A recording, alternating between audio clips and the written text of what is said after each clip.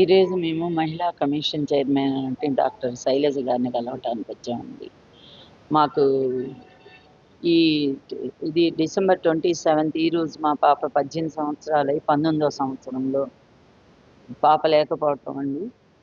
అందుకే ఆమెకి ఈ డిసెంబర్ 27ని సంస్మరణ దినంగా, ఆయిషా మీరా సంస్మరణ దినంగా ప్రకటించమని, అలాగే ఒక ట్రస్ట్ లాగా ఏర్పాటు చేసి ప్రభుత్వ సహకారాలతోటి ఆడపిల్లలకి చదువుకోవటం కోసం, అలాగే ఏదైనా వాళ్ళకి ఇబ్బందులు కలిగినప్పుడు సహాయం చేయటం కోసం ఒక ట్రస్ట్ లాగా ఏర్పాటు చేసి పాప పేరుతోటి వాళ్ళకి సహాయం చేయటం కోసం, అలాగే ముఖ్యమంత్రి గారిని కలవటం కోసమని ఆమెకి మెమరాండం సమర్పించటం జరిగింది.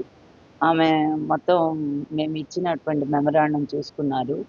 తర్వాత మా పాప పార్ట్స్ 2019 డిసెంబర్లో సిబిఐ వాళ్ళు తీసుకెళ్లారు. 10 రోజుల్లో ఇస్తామని చెప్పి తీసుకెళ్ళి ఇప్పటికి 7 సంవత్సరాలైన పాప ప్రాపర్టీస్ని తీసుకుని రాలేదు. అయితే పాప ప్రాపర్టీస్కి సంబంధించి కొన్ని పాప బాడీ రీపోస్ట్ మార్టం చేయటానికి మేము మత పెద్దలు అంగీకరించలేదండి. తర్వాత న్యాయం చేస్తాము, మాకు కొన్ని అనుమానాలు ఉన్నాయని చెప్తే మేము దానికి యాక్సెప్ట్ చేసి సైన్ చేస్తే హైకోర్టు నుంచి పర్మిషన్ తెచ్చుకొని పాపని 13 సంవత్సరాల తర్వాత రీపోస్ట్ మార్టం చేయటం జరిగింది. ఆ పార్ట్స్ తీసుకెళ్ళి 7 సంవత్సరాలైంది, ఇంతవరకు పాప పార్ట్స్ని ఇవ్వలేదండి. మేము ఎంత రిక్వెస్ట్ చేసినా కూడా మీరు వచ్చే తెచ్చుకోండి అని చెప్తున్నారు, కానీ మేము 10 రోజుల్లో ఇస్తామన్న మాట మర్చిపోయారు సిబిఐ వాళ్ళు న్యాయం చేస్తారని చెప్పి ఆనాడు మన ముఖ్యమంత్రి గారు చంద్రబాబు నాయుడు గారు సిట్ వేశారు. సిట్లోనేమో పాప ప్రాపర్టీ మొత్తాన్ని స్పాయిల్ చేశారు. స్పాయిల్ చేసిన సుబ్బారెడ్డి, పద్మ, ఇంకొక అతను ఉన్నారు. ఆ ముగ్గురిని కూడా అరెస్ట్ చేశారు. అరెస్ట్ చేసిన తర్వాత బెయిల్ మీద వచ్చారు. మరి వాళ్ళ నుంచి కూడా సిబిఐ విచారణ జరపలేదండి. మేమైతే ఎవరి పేర్లు అయితే చెప్తున్నాం వాళ్ళ పేర్లను కూడా వాళ్ళు విచారణ జరపల. ఈవెన్ పద్మని కూడా వార్డెన్ అయినటువంటి అయినంపొడి కోనేరు పద్మని కూడా అరెస్ట్ చేయలేదు. అరెస్ట్ చేయకుండా విచారణ చేయలేదు, అరెస్టు చేయలేదు. అంటే కేసుని ఏ విధంగా తప్పుదారిని పట్టిస్తున్నారో ఒకసారి మనందరం ఆలోచించాలి. అంతేకాకుండా స్పెషల్ ఆఫీసర్ అయిన రామచంద్రమూర్తి గారిని ఆనాడు గవర్నమెంటు వేయటం జరిగింది. అతని ఆధ్వర్యంలో అతన్నేమీ చేయనీయకుండా వీళ్ళు ఏం చేశారంటే హైడ్రా, ఇప్పుడు రంగనాథ్ ఒకడు, హనుమంతరావు, వీళ్ళిద్దరు కలిసి ఆయన్ని నోరు నొక్కేసి ఆయన చెప్పనీయకుండా వీళ్ళే ఫలానా వ్యక్తులే ఉన్నారు, ఫలానా వ్యక్తే ఉన్నాడు అని చెప్పి వాళ్ళే సత్యంబాబు పేరే మెన్షన్ చేయటం జరిగిందండి. మరి సిబిఐ ఆయన చెప్పే మాటలు వినాలి కదా. రామచంద్రమూర్తి గారు చెప్పాల్సింది, ఆయన స్పెషల్ ఆఫీసర్, ఆయన్ని పక్కకు తోసేసి వీళ్ళిద్దరు చేయటం. అసలు సిబిఐ ఎవరిని విచారించింది, ఎలా చేసింది ఒక్కసారి మనం ఆలోచించుకోవాలండి. సిబిఐ చేయాలి అంటే క్లూస్ టీమ్ ఇచ్చింది, కొన్ని ఆధారాలు ఇచ్చింది. మేము వెళ్ళేటప్పటికి మొత్తం కడిగేశారు. అలాగే ఫింగర్ ప్రింట్స్ ఏమీ లేకుండా చేశారు. అక్కడ లెటర్ అనేది ఏమీ లేదు. ఇలాంటివి ఏమీ చేయకుండా వాళ్ళు ఆధారాలతోటి దాని ప్రకారం ఇన్వెస్టిగేషన్ అనేది జరపలేదండి. జరపకుండా ఇప్పుడు చేతులు ఎత్తేసారు. రిపోర్ట్ అనేది హైకోర్టుకి ఇచ్చాము, ఒక సీల్డ్ కవర్లు అంటారు. అలాగే మరి అయిపోయిన తర్వాత సీల్డ్ కవర్ వాళ్ళతో పాటు రిపోర్ట్ మాకు కూడా ఇవ్వాలి పేరెంట్స్గా, తర్వాత సీఎంకి ఇవ్వాలి, అలాగే డీజీపీకి ఇవ్వాలి, అలాగే హోమ్ మినిస్టర్కి ఇవ్వాలి. వీళ్ళెవ్వరికి ఒక సెంట్రల్ గవర్నమెంట్లో ప్రైమ్ మినిస్టర్కి ఇవ్వాలి, అలాగే హోమ్ మినిస్టర్కి ఇవ్వాలి, నేషనల్ కమిషన్కి ఇవ్వాలి. వీళ్ళు ఎవరికి ఇవ్వకుండానే కేసు క్లోజ్ అయిపోయింది, దీనిలో ఆధారాలు ఏమీ లేదు అని చెబుతున్నారు. కానీ ఆనాడు సత్యంబాబు కేసును హైకోర్టులో వేసినప్పుడు జస్టిస్ నాగార్జున రెడ్డి గారు ఒక జీవో నెంబర్ 20 ప్రకారంగా ఇన్వెస్టిగేషన్ సవ్యంగా సాగలేదు కాబట్టి ఎఫెక్ట్స్ కమిటీ ద్వారా వాళ్ళని ఎవరైతే ఆఫీసర్స్ ఉన్నారో వాళ్ళని అరెస్ట్ చేయమని చెప్పి కూడా జీవో నెంబర్ 20 ఇవ్వటం జరిగింది. అయితే ఈనాడు మనం లిక్కర్ కేసు కానీ జత్వానీ కేసు కానీ చూసుకున్నట్లయితే ఆ కేసుల్లో ఎంతమందిని అరెస్ట్ చేశారండి? ఐపీఎస్ని చేశారు, ఐఏఎస్ని అరెస్ట్ చేశారు. మరి మా పాప కేసులో ఎందుకు కనీసం వార్డెన్ కూడా అరెస్ట్ చేయలేకపోయారు? అంటే దీని వెనక ఎవరున్నారు? ఎంత డబ్బు వాళ్ళకు ముట్ట చెప్పారు? సిబిఐకి ఎంత ఇచ్చారు, పోలీసులకి ఎంత ఇచ్చారు? ఇలా చేసినట్లయితే సామాన్య మానవులకి న్యాయం ఎలా జరుగుతుందండి? దర్యాప్తు సంస్థలను నమ్ముకొని మేము సిబిఐని ఆనాడు ముఖ్యమంత్రి గారు చంద్రబాబు నాయుడు గారిని మేము కోరుకుంటే సిబిఐని ఇవ్వటం జరిగింది. మరి ఆయన కూడా యాక్సెప్ట్ చేశారు. ఆనాడు రాజప్ప గారు హోమ్ మినిస్టర్గా ఉన్నారు. ఆయన దగ్గర కూడా మేము యాక్సెప్టెన్స్ తీసుకొని మేము వేసాం. మరి ఇంతవరకు దర్యాప్తు సంస్థ ఈ విధంగా అంటే ప్రజల కాళ్ళ మీద ఏం నమ్మకం కలుగుతుందో ఒకసారి మీరు ఆలోచించుకోండి. అంటే డబ్బున్న వాడికే న్యాయం జరుగుతుంది, రాజకీయ పలుకుబడి ఉన్న వాడికే న్యాయం జరుగుతుంది. మా పాప కేసు ద్వారా మాకు అర్థమవుతుందండి.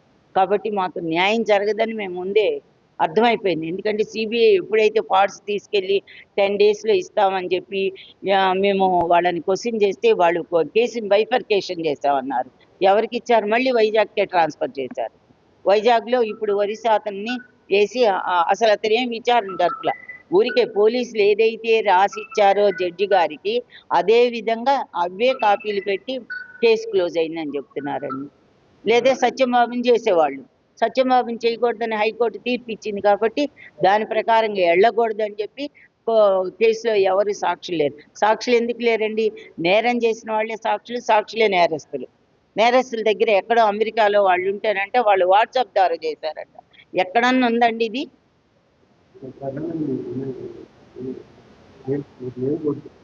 మేము ఒకటే కోరుకుంటున్నామండి, ముఖ్యమంత్రి గారిని కలిసి డిసెంబర్ 27 ఆయిషా మీద సంస్మరణ దినంగా ప్రకటించాలని. 18 ఏళ్ళు అరిపోయకుండా మేము ఎవరు ఏమి కాంపన్సేషన్ ఇస్తామన్నా మేము స్వీకరించలేదండి. పాప పేరుతో ఒక ట్రస్ట్ ఏర్పాటు చేసి ఆడపిల్లలకి చదువుకి వాటికి ఉపయోగించేటట్టు విధంగా సహాయం చేయమని కోరుతున్నాను. అది సూట్ కేసులు అందుతుంటే ఎట్లా జరుగుతాయండి? నేను ఆ రోజే చెప్పాను, ఫలానా వ్యక్తులు ఉన్నారు అని చెప్పి. కోనేరు రంగారావు మనవడు కోనేరు సతీష్, కోనేరు సురేష్, అబ్బూరి గణేష్, చింతా పవన్ కుమార్ చనిపోయాడు. పాపం ఊరికే పోదండి, ఒక్కొక్కళ్ళు హతమైపోతూ ఉంటారు. కవిత, సౌమ్య, ప్రీతి ఉన్నారని వార్డెన్ అయినంపూడి, కోనేరు పద్మ, అయినంపూడి శివరామకృష్ణ వీళ్ళందరూ ఉన్నారని చెప్పాను. కనీసం వాళ్ళ నుంచేని ఇన్వెస్టిగేషన్ చేయాలి కదండి. బాధితులు మేము చూడండి. ఒక్కటి ఇక్కడ ఏంటంటే నేరం చేసిన వాళ్ళు చక్కగా కాలర్లు ఎక్కడ వేసుకొని తిరుగుతున్నారు. బాధితులేమో కోర్టుల చుట్టూ, పోలీస్ స్టేషన్ల చుట్టూ ఆహాకారాలు చేస్తూ మేము తిరగాల్సి వస్తుంది. 18 ఏళ్ళు తిరిగామండి. ఈనాడు మాకు హెల్త్ ఇష్యూ కూడా వచ్చేసిందండి. ఆయనకేమో చెయ్యి షివరింగ్ వచ్చింది, థైరాయిడ్ వచ్చింది, షుగర్ వచ్చింది. నాకు షుగరు, తర్వాత సోరియాసిస్ వచ్చిందండి. కాలు ఇన్ఫెక్షన్ ఉంది ఇప్పటికి కూడా. ఎక్కువ తిరగలేను, ఎక్కువ నిలబడలేను. ఇది పరిస్థితి అండి. అంటే ఎంత ఎంత నష్టపోయాం ఒకసారి ఆలోచించండి. ఎంత జీవితం పోయిందండి మాది. నా పేరు ఇక్బాల్ బాషా అండి. మా పాప ఆయిషా మీరా అండి. మా పాప మాకు దూరమై 18 సంవత్సరాలు కంప్లీట్ అయిపోయినాయి అండి. ఇవాళ డిసెంబర్ 27 అండి. ఇవాళే మా పాప మాకు దూరమైన రోజు. అందువల్ల ఏ ఇన్వెస్టిగేషన్ ఆఫీసర్స్ కూడా మాకు న్యాయం ప్రయత్నించలేదండి. కారణం ఏంటంటే రాజకీయ నాయకులు మా పాప కేసులో వెనక ఉన్నారు కాబట్టి వాళ్ళని కొమ్ము కాయటం కోసం పోలీసులు అలాగే ప్రవర్తించారు, సిట్ అలాగే ప్రవర్తించింది. ఇవాళ సిబిఐ వాళ్ళు కూడా ఆ రకంగానే ప్రవర్తించి చేతులు ఎత్తేసి తలకాయ వంచుకొని సీల్డ్ కవర్లో పేరెంట్స్కి రిపోర్ట్ తెలియజేయకుండా సీల్డ్ కవర్లో హైకోర్టుకి సబ్మిట్ చేశారండి. ఇంతకంటే దారుణం ఏం లేదు. మేము ప్రభుత్వాన్ని అలాగే హైకోర్టుని సిబిఐ వేసి ఇన్వెస్టిగేషన్ చేయమన్నాము. వీళ్ళంతా కూడా జస్ట్ అంతకుముందు ఇన్వెస్టిగేషన్ ఆఫీసర్స్ ఇన్వెస్టిగేషన్ ఎవరైతే చేశారో వాళ్ళ రిపోర్ట్స్ని రివ్యూ చేశారు తప్ప రీఇన్వెస్టిగేషన్ చేయలేదండి. ఇవాళ పోలీస్ ఆఫీసర్లను చేయాలి, అక్కడ ఉన్న హాస్టల్ వార్డెన్ని చేయాలి, వీళ్ళందరినీ అరెస్ట్ చేసి ఇన్వెస్టిగేషన్ చేయాలండి పోలీస్ ఆఫీసర్లు. ఈవెన్ రంగనాథు, హనుమంతరావు వీళ్ళందరూ కూడా ఆ సత్యంబాబుని ఇరికించే రంగనాథును, హనుమంతరావు అండి. వాళ్ళిద్దరు కలిసే రామచంద్రమూర్తి గారు ఇన్వెస్టిగేషన్ ఆఫీసర్గా గవర్నమెంట్ వేస్తే ఆయన్ని పక్కకి నెట్టి వీళ్ళు స్టేట్మెంట్లు ఇస్తూ అంటే అంతా కూడా ఆ టైంలో ఈ రకంగా ఇచ్చేసేసి మా పాప కేసును డైవర్ట్ చేసేసి ఇవాళ నీరు గార్చారండి. 18 సంవత్సరాల పోరాటం చేసినా మాకు న్యాయం జరగల. మాకు అర్థమైంది ఏంటంటే ఈ భారతదేశంలో, ఈ ఆంధ్రదేశంలో పేదవాడికి వెనక ఏ సపోర్ట్ లేని వాడికి న్యాయం జరగదు. దేశం మొత్తం కూడా తెలిసిన కేసు అండి మా పాప కేసు. అయినా సరే న్యాయం జరగలేదండి. మేము మహిళా కమిషన్ ఇవాళ ఎందుకు వచ్చామంటే మేము ఒకటే అనుకున్నామండి, మాకు న్యాయం జరగదు, ఎవరు న్యాయం చెయ్యరు. అది అంతగా పొలిటికల్ ఇన్ఫ్లుయెన్స్ ఉంది. అంతగా మా పాప కేసుని డైవర్ట్ చేయడానికి అన్ని కోట్ల రూపాయల డబ్బు ఇన్వెస్ట్ చేశారా ఎవరైతే నేరస్తులు ఉన్నారో. ఇన్వెస్టిగేషన్ చేసినప్పుడు కూడా సిబిఐ ఈ 2018 నుంచి 19 వరకు సిబిఐ ఇన్వెస్టిగేషన్ చేసినప్పుడు ప్రాక్టికల్గా చక్కగా చేసిందండి. ఆ టైంలో రెవెన్యూ డిపార్ట్మెంట్ పంచనామా రాసిన వాళ్ళు కానీ అలాగే క్లూస్ టీమ్ కానీ వీళ్ళందరూ కూడా స్టేట్మెంట్లు ఇచ్చారు.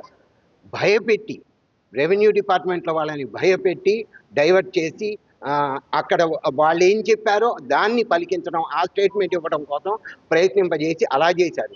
అలాగే ఆ రోజు అంతా కూడా మేము వెళ్ళేటప్పటికే కడిగేస్తుందండి. క్లూస్ టీమ్ వెళ్ళినప్పుడు కడిగేస్తుంది. లెటర్ ఉందని చెప్పారు. ఆ లెటరు క్లూస్ టీమ్కి తెలియదు. అసలు లెటర్ తర్వాత క్రియేట్ చేశారండి. ఇవన్నీ కూడా తర్వాత క్రియేట్ చేసేసారు. ఈ రకంగా జరిగిందండి. అందువల్ల మాకు ఒకటే అర్థమైంది ఏంటంటే న్యాయం జరగదు. మాకు వయసు అయిపోయింది, ఆరోగ్యరీత్యా మేము చాలా ఇదైపోయామండి. అందుకోసం మహిళా కమిషన్ రాయపాటి శైలజ గారి దగ్గరికి వచ్చి మా మెమరాండం ఒకటి సమర్పించామండి. ఈరోజు డిసెంబర్ 27వ తారీఖు గవర్నమెంటు ఆయిషా మీరా సంస్మరణ దినంగా ప్రకటించాలి. అలాగే మాకు సంకల్పం ఉందండి, పేద పిల్లలకి వాళ్ళందరికీ చదువు చెప్పాలి.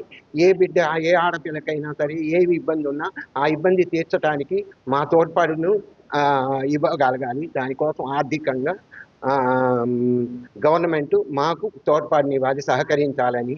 అలాగే మా పాప బాడీ పార్ట్స్ని రీఇన్వెస్టిగేషన్లో సిబిఐ తీసుకువెళ్ళి 10 రోజుల్లో ఇస్తామని చెప్పి మా తెనాలి వచ్చి మా బరియల్ గ్రౌండ్లో వాళ్ళ ఆధ్వర్యంలో మళ్ళీ బరీ చేస్తామని చెప్పారు. కానీ ఇవాళ వరకు 7 సంవత్సరాలు అయిందండి, ఇప్పటి వరకు తీర్చివ్వలేదు వాళ్ళు. కాబట్టి గవర్నమెంట్ కలగజేసుకొని మా పాప బాడీ పార్ట్స్ని అక్కడి నుంచి మా తెనాలి తీసుకొచ్చి వాళ్ళ ఆధ్వర్యంలో బరీ చేయమని డిమాండ్ చేస్తున్నామండి గవర్నమెంట్. చరిత్ర సృష్టించినోడు ఇప్పుడు ఆ చరిత్రని తిరగరాయబోతున్నాడు. అబద్ధాల గోడల్ని బద్దలు కొట్టి నిజాలను రాగా మీ ముందుంచబోతున్నాడు. నిజమైన వార్తల కోసం వెంటనే డౌన్లోడ్ చేసుకోండి రా యాప్ని.